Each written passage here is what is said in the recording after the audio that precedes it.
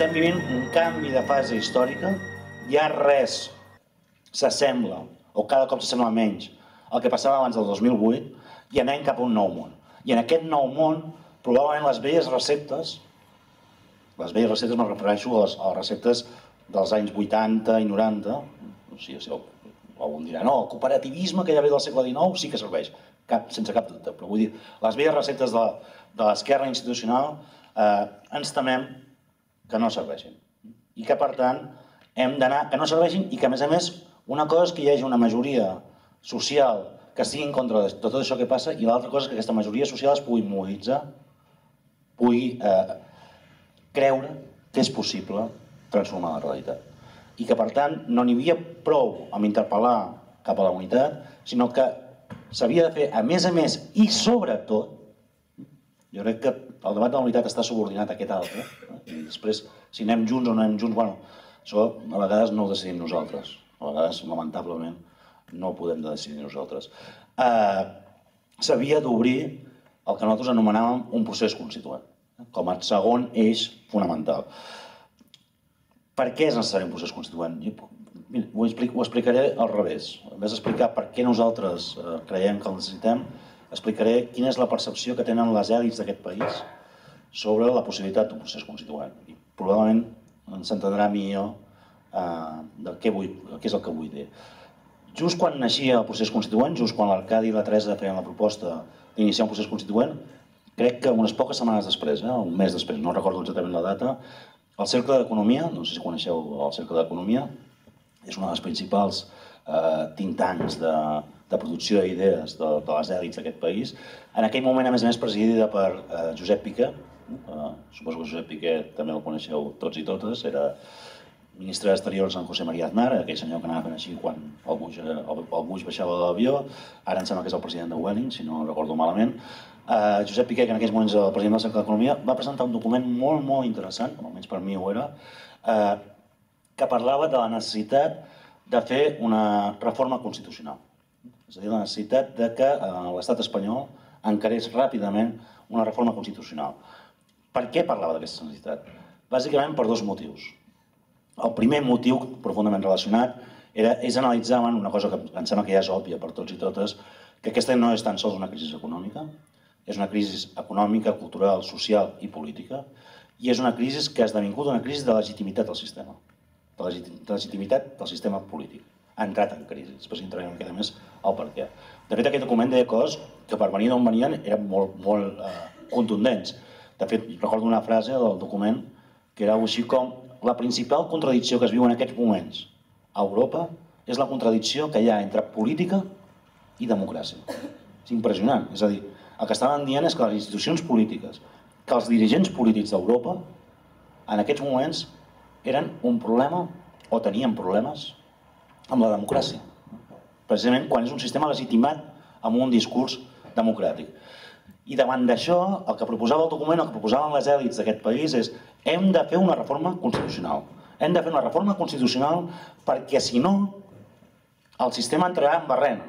És a dir, el procés d'erosió de la seva legitimitat serà tan forta que serà impossible sostenir-lo. I apuntava, i aquest és el segon apunt que a mi em va semblar enormement interessant, això no ho apuntava al document, sinó en la presentació que vam fer del document, el mateix Piqué apuntava: i si això no ho fem, és a dir, si no fem urgentment una reforma constitucional per intentar maquillar el sistema d'una nova manera, noves formacions polítiques sorgides de la desafecció ciutadana faran no una reforma, sinó una ruptura.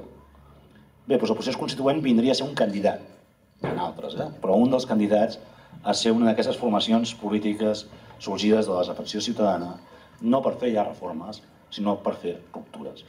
L'endemà, aquest diari que tots coneixem i que es diu La Vanguardia, publicava amb gran tipografia Merkel arrasa. És veritat, la senyora Merkel va ser de llarg la que més ho va treure en aquestes eleccions. Però em vaig dedicar a contar una cosa. Què hauria passat si les esquerres haguessin anat unides? Vaig sumar el vot dels socialistes, suposant que fossin d'esquerres, vaig sumar el vot dels Die Linke i vaig sumar el vot dels Verds. I resulta que la suma d'aquests tres vots amplíssimament superava a la senyora Merkel. Quin era el problema? que anaven separats. La dreta anava junta i ara els alemanys han de resistir 4 anys més a la senyora Merkel i nosaltres també. De manera que aquesta és la qüestió. Per tant, una mica aquesta indignació ens feia pensar que val la pena que busquéssim aquesta mena de gran pacte en què les esquerres poguessin presentar-se juntes. No és, evidentment, l'únic objectiu, però penso que val la pena tenir-lo i tenir-lo una mica clar. Què més hem fet després d'haver tingut aquesta indignació per una banda i aquesta voluntat d'unió de les esquerres per l'altra? Doncs hem intentat posar endavant una cosa que ens agrada i que es diu pedagogia política. Entenem que en aquest moment fer pedagogia política és més necessari que mai. Podem fer una reflexió. Diumenge passat hi hagueren eleccions. És clar que el context era europeu i no era espanyol. Però tanmateix, qui va quedar, tot i havent perdut molts vots, primer i segon partit de les eleccions? PP i PSOE. 2 partits desastrosos que han fet una política pèssima durant aquests anys i que encara, tot i que en minoria, reben el recolzament majoritari de la població. Ens fa falta moltíssima pedagogia política. I quan parlem de fer-ho des de baix, de canviar les coses, expliqueu-me, sisplau, nosaltres, els de peu, què hem de fer? La primera cosa que podem fer i que estem obligats a fer, saber el que passa. No sabem res del que passa. I els mitjans de comunicació fan tot el possible perquè no ho sabem. L'altre dia vam voler amagar una feina excel·lent de 17 anys a Can Vies i en què l'únic que saben fer aquests xicots és cremar un cotxe a TV3. Això és una vergonya informativa.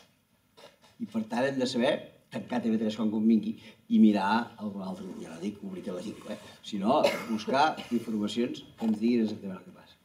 Contrastar. Abans això era difícil, perquè érem subjectes passius, ens havíem d'empassar el que digués la ràdio, el que digués la televisió, el que portessin els diaris. Però avui, afortunadament, les noves tecnologies ens permeten ser subjectes interactius. I podem mirar un blog, podem mirar una pàgina web, podem mirar el YouTube, podem fer no sé què. Per tant, la primera obligació és mirar d'informar-nos. Algú dirà, això porta temps. Oh, i tant, que porta temps. Però l'altre dia posava al diari que a les cases de l'estat espanyol, jo no sé si ho miren o no ho miren, però els televisors són oberts 3 hores 20 minuts cada dia. El televisor, en 10 minuts al dia en tens prou. 5 minuts per l'índex de les notícies, no cal que miris les notícies perquè ho repeteixen, i 5 minuts més pel temps si t'interessa, i prou. I potser una pel·lícula i un partit de futbol a la setmana, para de comptar. Això què vol dir? Mitja hora al dia. Tenim 3 hores i mitja obert el televisor, ens sobren 3 hores per anar a la web, al no sé què, al no sé quant. Per tant, primera cosa, hem de ser autocrítics. Hem també començar. Segon, associar-nos. Solets no farem res de res. Però els companys de la plataforma d'afectats per l'hipoteca, quan van a salvar un pis del desnonament, no hi va un sol, hi van 50, 60 o 70. I associats han salvat molts i molts pisos i han aconseguit dacions en pagament i han aconseguit moltes coses. Associar-nos. I això porta implícit el tercer aspecte, actuar. Ens associem i a més actuem i anem en aquells llocs que faci falta. I última cosa de tot i per mi acabo. Perdre la por. Som una societat poruga, absolutament poruga. Fa un any i mig, un any potser, es va produir un fet que tots recordarem. Una campanya que es deia "Jo no pago el peatge de l'autopista". Per cert, una campanya equivocat, perquè la gent es pensava que aquí pagaven l'autopista i a Madrid no la pagaven, la qual és veritat, però aquí no la paguem per culpa de Madrid, aquí la paguem per culpa de la Caixa, que és el que ens la cobra, a veure si fem les coses bé. Bé, en tot cas, hi havia una campanya i deia "no pago l'autopista". La gent va començar a saltar-se els peatges, etc. Al cap d'un mes va arribar la primera multa, al cap d'un mes i mig la segona, i la gent va acumular, si ara 50, si ara 100 euros. La campanya es va caure immediatament. No, escolta, si tu creus de debò que no s'han de pagar els peatges, que no dic que sigui la lluita número 1, ni el número 2, ni el número 3, però si tu creus de debò que no s'han de pagar els peatges, que et posin 50 euros de multa, que te'n posin 100, que te'n posin 200, que te'n posin 500, que te'n posin 2.000. I quan tens 2.000 euros de multa fas, com feien els sindicalistes al segle XIX, generes un fons de solidaritat entre tots que cauen en aquella causa, pagues els 2.000 euros i la demà tornes a començar.